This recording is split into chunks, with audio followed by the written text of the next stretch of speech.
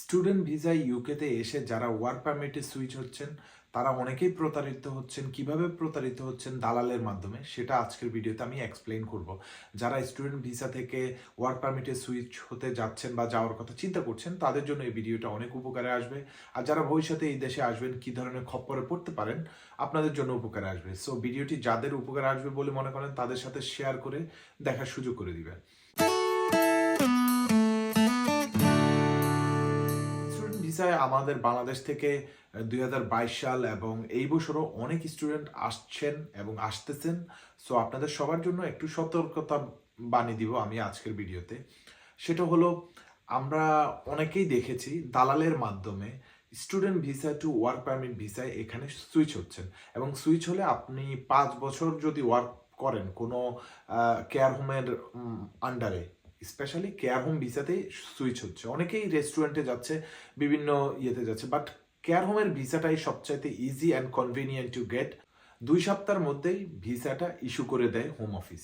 So আপনি যদি 5 বছর কোনো কেয়ার হোমে কাজ করেন, আপনার বেতন যদি মিনিমাম 25,600 পাউন্ড হয়, তাহলেই আপনি একটানা 5 বছর কাজ করার ফলে ইউকেতে পার্মানেন্ট থাকার পারমিশন পেয়ে যাবেন। সো এই ভিসাটা একটা অত্যন্ত সুবর্ণ সুযোগ সবার জন্য। বাট কিছু সংখ্যক লুবি দালাল যারা মধ্যস্থরে কাজ করেন, যে কেয়ার হোম ভিসাটা আপনাকে অ্যারেঞ্জ করে দিচ্ছে, আপনাকে লিঙ্ক করে দিচ্ছে, তারা মাঝখান থেকে কিছু টাকা হাতিয়ে নিচ্ছে। এই কেয়ার হোম ভিসার কস্ট কিন্তু একবারে নাই, zero. Just visa application fees দিয়ে আপনি অ্যাপ্লিকেশন করবেন। আদারওয়াইজ এই ভিসা পাওয়ার ক্ষেত্রে বা কোনো কোম্পানি যে আপনাকে কাজের পারমিশনের যে স্পন্সর লেটারটা দিবে, this is totally free, in generally is free. But processing এর ক্ষেত্রে যদি কোনো খরচ থাকে, সেটার জন্য আপনাকে হয়তো মিনিমাম একটা ফিজ পে করতে হতে পারে, বা সলিসিটার কস্ট থাকতে পারে, যেটা আপনি ব্যক্তিগতভাবে যখন অ্যাপ্লিকেশন করবেন, আপনার যদি ব্যক্তিগত সলিসিটার কস্টটা লাগে, সেটা আপনি পে করবেন। বাট দালাল কি পরিমাণ টাকা নিচ্ছে সেটা শুনেন আপনারা। কোনো দালাল আপনাকে একটা ভিসা অ্যারেঞ্জ করে দিচ্ছে, তারা মধ্যস্তর থেকে একটা কেয়ার হোম আর আপনাকে ওয়ার্ক পারমিট দিবে একটা কেয়ার হোম, মাঝখানে যে ব্যক্তিটা এই লিঙ্কটা করে দিচ্ছে, সে আপনার কাছ থেকে দাবি করতেছে 5,000, 8,000, 10,000, 12,000, 16,000, 18,000, 20,000 পর্যন্ত। এই টাকাটার কোনো রিসিপ্ট নেই, এটা আপনি আন্ডার দ্য কাউন্টার দিবেন দালালকে। সো দালাল ওই টাকাটা নিয়ে যায়, আপনাকে লিঙ্ক করে দিল, আপনি ভিসা পেয়ে গেলেন। আপনার আর যে কেয়ার হোমের কন্ট্রাক্টটা আপনারা দুজনের মিউচুয়াল আন্ডারস্ট্যান্ডিং এর মধ্যে চলতে থাকবে। দালাল ওই পয়সাটা নিয়ে চলে গেছে। এবার দালাল ওই পয়সাটা কি করবে? বেশিরভাগ অংশ সে নিজেই খাবে। আর যদি মাঝখানে কোনো ম্যানেজারের সাথে তার হট লিঙ্ক থাকে, সে যদি কোনো লোবিং দেওয়ার কমিটমেন্ট করে থাকে, তাহলে সে ওই ম্যানেজারকে কিছু লোবিং দিবে, আর বাকি টাকাটা সে নিয়ে যাবে। সো এই দালাল যদি আপনাকে ভিসা এনে দেয়, আপনার কি ধরনের সমস্যা হতে পারে? অনেকেই শুধু আপনাকে ওয়ার্ক পারমিটটা শুধু এনে দিচ্ছে। ফর এক্সাম্পল, এখানে একটা কেয়ার হোম আছে, A&J কেয়ার হোম, একটা এক্সাম্পল দিচ্ছি। এই কেয়ার হোম থেকে আপনাকে ভিসাটা ইস্যু করা হলো, আপনার স্পন্সর শিপটা আপনি এই কেয়ার হোম থেকে পেলেন, দালাল আপনাকে এনে দিল। সো আপনাকে বললো যে আপনাকে আমি শুধু ওয়ার্ক পারমিটে এনে দিব, আপনাকে আমি এই কেয়ার হোমে কাজ দিতে পারবো না। এটা কিন্তু ইলিগেল। আপনি যেই কেয়ার হোমের থেকে ভিসাটা বের করবেন, সেখানেই আপনি কাজ করবেন 25,600 পাউন্ড মিনিমাম বেতনে। ওটা যদি না হয়, আপনি এখানে 5 বছর পরে পার্মানেন্টলি থাকার জন্য আবেদন করতে পারবেন না, যেটাকে indefinitely leave to remain in UK বলে। অনেকেই পার্মানেন্ট রেসিডেন্স বা পিআর বলেও জানেন। তো যাই হোক, সো আপনাকে যদি কোনো কেয়ার হোম থেকে একটা পারমিট এনে দিল, আপনি টাকা দিলেন 10,000, 15,000, 20,000, কিন্তু ওখানে আপনাকে কাজ দিল না, তাহলে প্রথমেই আপনি একটা ইলিগেল পন্থা অবলম্বন করে ফেললেন। টাকা নিয়ে যদি আপনাকে ওই কেয়ার হোমেই কাজ দিত, এবার 5,000 না 10,000, ওই কেয়ার হোমে আপনি কাজ করবেন, আপনার কমিটমেন্ট এবং কোম্পানির কমিটমেন্ট দুজনের প্রতি সমপরিমাণ থাকলো, তাহলে কিন্তু আপনার জবের যে রিস্কটা, এটা থাকলো না। আপনি ওই যে আন্ডার দ্য কাউন্টার যে টাকাটা দিলেন, সেটা চলে গেছে, ধরেন ওটা আপনি ইনভেস্ট করে ফেললেন। আপনি যেহেতু কোনো লিঙ্ক খুঁজে পান না, আপনি একজন দালালকে লোবিং দিয়ে ওইভাবে কাজটা নিলে আপনি সেফ থাকবেন। আদারওয়াইজ আপনার কি সমস্যা হতে পারে? আপনি কেয়ার হোমের থেকে ওয়ার্ক পারমিট বের করছেন, কিন্তু আপনি কাজ করতেছেন বাইরে কোনো রিটেইলে, কোনো শপে, অন্য কোথাও। এটা টোটালি ইলিগ্যাল টু ডু। কি বলছি বুঝছেন? আপনার কমিটমেন্ট থাকতে হবে, আপনি যেখান থেকে ওয়ার্ক স্পন্সরশিপ নিছেন সেখানে আপনি ফুল টাইম জব করতে হবে, ওটা আপনার ওয়ার্ক পারমিটেই লেখা থাকে। তাহলে আপনি যদি স্পেয়ার টাইম থাকে আপনি হয়তো পার্ট টাইম অন্য কোথাও করতে পারেন, কিন্তু মেইন জব কিন্তু আপনার কেয়ার হোম ভিসা, কেয়ার হোমেই আপনি পার্মানেন্ট কাজ করবেন এটা।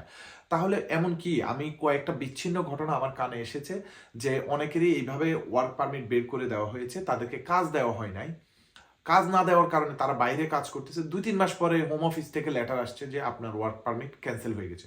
আপনাকে যে 5 বছর ওয়ার্ক পারমিটের মানে রুটটা আপনাকে দেওয়া হয়েছে সেটা ক্লোজ ডাউন করা হয়েছে, কারণ আপনি যেখান থেকে ওয়ার্ক পারমিটটা নিয়েছেন সেখানে আপনি এখন আর কাজ করছেন না, আপনার ট্যাক্সও পে হচ্ছে না আপনার নামে সেখানে। তাহলে কিভাবে হোম অফিস আপনার ভিসাটা কন্টিনিউ করবে? So as soon home office knows আপনি সেই কোম্পানিতে কাজ করতেছেন না, ট্যাক্স পে করতেছেন না, আপনাকে তারা ভিসাটা কন্টিনিউ করতে দিবে না, ইমিডিয়েটলি তারা আপনার ভিসাটা ক্যান্সেল করে দিবে।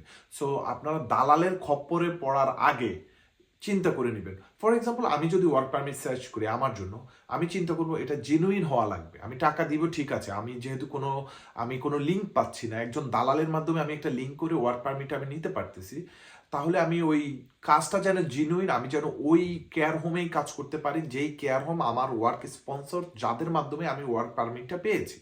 সো আপনারা অনেকেই এখন ইউকেতে আছেন যারা ওয়ার্ক পারমিটে শিফট হওয়ার চিন্তা করতেছেন, দালালের খপ্পর থেকে সাবধান থাকবেন। এমনকি শুধু ইউকেতে বলতে ইংল্যান্ডে, স্কটল্যান্ডে, ওয়েলসে, বাট আমি শুনেছি আয়ারল্যান্ডে more of the work permit like care home ভিসাটা অ্যাভেলেবেল। আপনারা যদি আয়ারল্যান্ডও পিআর পান, ইউনাইটেড কিংডমের যে কোনো জায়গায় আপনারা এসে বাস করতে পারবেন, যে কোনো জায়গায় এসে কাজ করতে পারবেন, থাকতে পারবেন। আর স্টুডেন্ট ভাইরা অনেকে আমাকে প্রশ্ন করেন যে স্টুডেন্টরা কিভাবে ওই দেশে পার্মানেন্টলি থাকতে পারবে। স্টুডেন্টদের ফার্স্ট রুট হলো, আপনি যদি পড়াশোনা করে এই দেশে থাকতে চান, ফার্স্ট রুট হলো আপনি 10 ইয়ার্স লিগালি এই দেশে থাকতে হবে পড়াশোনার মাধ্যমে এবং ওয়ার্ক পারমিটের মাধ্যমে। আপনাকে যেমন গ্রাজুয়েশন কমপ্লিট করলে আপনাকে 2 বছর ওয়ার্ক পারমিট, যারা পোস্ট গ্রাজুয়েশন করছেন তারাও 2 বছর ওয়ার্ক পারমিট পাবেন, যারা পিএইচডি করছেন তারা 3 বছর ওয়ার্ক পারমিট পাবেন। আপনি যদি এই পন্থায় ইউকেতে একটানা 10 বছর এখানে থাকেন, তাহলে আপনি এই দেশে পার্মানেন্টলি থাকার জন্য আবেদন করতে পারবেন, পিআর পাবেন, আপনি পরবর্তীতে ব্রিটিশ পাসপোর্টও পাবেন। বাট কেয়ার হোমে যদি আপনি সুইচ হয়ে যান তাহলে 5 বছরে আপনি পিআরও পাবেন, ব্রিটিশ পাসপোর্টের জন্য অ্যাপ্লাই করতে পারেন। আপনি যদি কাউকে বিয়ে করেন তাও 5 বছর পরে আপনি পিআর পাবেন, সিটিজেনশিপও পাবেন। তো যাই হোক, আপনারা এই যে দালালরা টাকাটা নিচ্ছে এটা কিন্তু রিসিট দিবে না, এটার কোনো প্রমাণ নাই, এটা আপনি আন্ডার দ্য কাউন্টার টাকাটা দিচ্ছেন দালালদেরকে। তাহলে দালালের টাকাটা দেওয়ার সময় আপনি যদি জেনুইন কোনো ওয়ার্ক পারমিটে শিফট না হন, এটা আপনার জন্য অনেক বড় একটা রিস্কি ব্যাপার এবং আপনি ইলিগেল একটা কাজ করতে যাচ্ছেন। So be careful about it. অনেক সময় হইতে পারে, মানে আমি এটা বলতেছি হইতে পারে আপনার খুবই পরিচিত বা রিলায়েবল কেউ আপনাকে ওয়ার্ক পারমিটটা দিয়েছে কোনো কেয়ার হোম থেকে, তারা আপনার নামে ট্যাক্স পে করতেছে প্রতি মাসে, আপনি বাইরে কাজ করতেছেন, তারা আপনাকে কাভার করে নিচ্ছে। ওই রকম স্পেশাল কন্ডিশনে যদি আপনারা কেউ কেয়ার হোমে ঢুকতে পারেন তাহলে কোনো অবজেকশন নাই। বাট ব্যাপারটা আপনাকে জেনুইন রাখতে হবে, আপনি যেই কেয়ার হোমের আন্ডারে ওয়ার্ক পারমিট নেবেন সেই কেয়ার হোমের আন্ডারেই আপনাকে কাজ করতে হবে এবং ট্যাক্স পে করতে হবে। হ্যাঁ, আপনি হয়তোবা জব সুইচ করে কেয়ার হোম থেকে আরেক কেয়ার হোমে যেতে পারবেন, বাট আই ডোন্ট থিঙ্ক আপনি প্রফেশন চেঞ্জ করতে পারবেন। প্রফেশন চেঞ্জ করলে আপনাকে আবার নতুন করে 5 বছরের ওয়ার্ক পারমিট নিতে হবে। সো আমি সবাইকে একটু সতর্ক করার জন্য বলছি, আর যারা স্টুডেন্ট আসতেছেন এই দেশে, be careful, it's not গনা B A easy ride, অনেক ডিফিকাল্ট। আমিও চাই বাংলাদেশের সকল পরিবার থেকে 1-2 জন করে বিদেশে আসুক, কারণ আমাদের দেশের অবস্থা ভালো না। সরকার যত কিছুই বলুক দেশের অর্থনৈতিক অবস্থা তেমন ভালো না। আমার মতো আরো 8-10 জন, আরো হাজারো হাজারো প্রবাসী ভাইদের কারণে আমাদের দেশটা টিকে আছে, আমাদের সংসার চলতেছে, আমাদের পরিবারের লোক 2 বেলা 2 মুঠো খাইতে পারতেছে। আর যদি আমরা প্রবাসীরা না থাকতাম তাহলে বাংলাদেশকে মানে কোনো দেশ হিসাবেই গণ্য করাটা অসম্ভব হয়ে যেত। আফ্রিকান কোনো কান্ট্রির মতো আমরা না খেয়ে মরতাম, মানে দুর্ভিক্ষ দেখা দিত।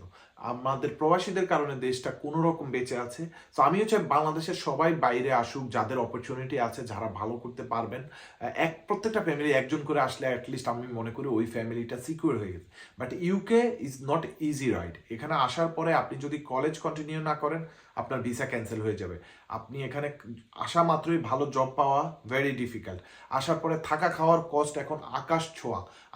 আমার লিভিং কস্ট প্রতি মাসে 500 পাউন্ড বেড়ে গেছে জানুয়ারি থেকে।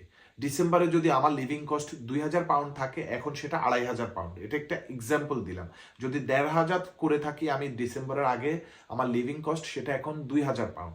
সো আমার একটা 3-4 জনের একটা ফ্যামিলিতে 500 পাউন্ড লিভিং কস্ট বেড়েছে। প্রত্যেকটা জিনিসের দাম বেড়েছে, ইনক্লুডিং ড্রিঙ্কিং ওয়াটার, মানে গ্যাস, ইলেকট্রিসিটি, ড্রিঙ্কিং, আলু, পেঁয়াজ, তেল, ডাল, সব কিছুর দাম বেড়েছে। সো আপনারা যারা ইউকেতে আসবেন, please be careful, ready for the worst. And এখানে এসে ফাইট করেই আপনাকে টিকতে হবে, এই আর কি। সো ডোন্ট এক্সপেক্ট এখানে আসা মাত্রই আপনারা মানে বেড অফ রোজেস পেয়ে যাবেন, এমন কিছু না। Be careful and please try to understand the reality. UK is very strict with immigration law, and new prime minister আপনারা অলরেডি নো যে সে কতটা strict with immigration, and it's gonna be more strict in future. So please be careful before you come. Have a plan.